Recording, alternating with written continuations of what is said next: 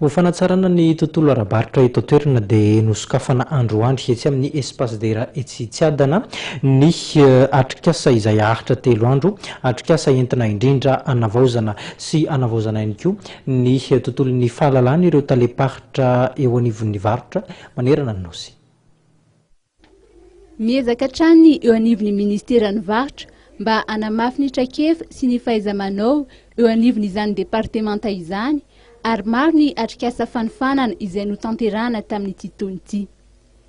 Ny atrikasa fanavaozana sy fanovozam-pahalalana izay natoboka androany dia natao mba hifampizarana traikefa sy amahana ny olana mety hitranga eny amin'ny faritra vitsy. Tanjona amin'ity zany dia voalohany aloha zany mba anamafisana ny traikefa sy ny fahaiza-manao an'ireo talepaharitra, ary ihany koa ho fanatsarana ny fandehan'ny asan'ny ministeran'ny varotra zany eo anivon'ny tsena anatiny na ny tsena ivelany. Fantatsika efa manana andraikitra lehibe tokoa ny ministeran'ny varotra eo amin'ny fanatsarana ny tsena sy ny fanadiovana ny tsena ihany koa,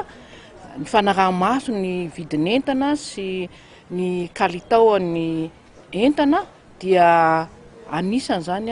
atao hoe ho jereny ireo tompon'andraikitra akaiky ireo talepaharitra ireo ny anatsarana izay asa iandraiketan'ny ministeran'ny varotra izay.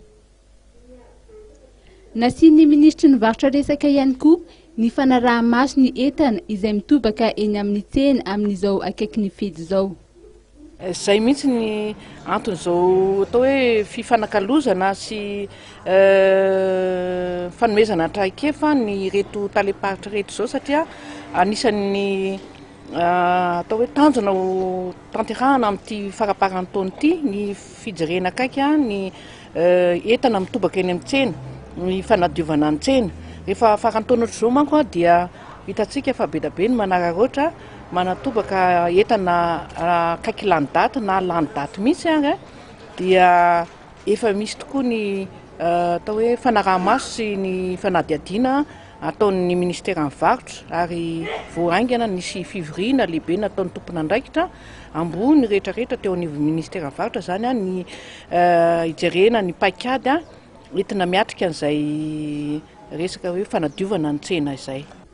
Lohahevitra maro no hodinihana mandritra ity atrikasa fampiofanana ity, raha tsy ilaza afa-tsy ny varotra ivelany, ny varotra anatiny, ny lalàna na ny antsoina hoe législation et contentieux sy ny maro hafa koa. Nanamafy ny ministry ny varotra fa tokony atokisan'ny rehetra izay mifanerasera amin'ny ministeran'ny varotra kokoa ity departemanta ity ao aoriana ity atrikasa ity. Kendrena ny anatsara ny fahaiza-manao amin'ny fitondrana tsara tantana raha ny voalazany mba anitiana ireo izay lesoka mety misy.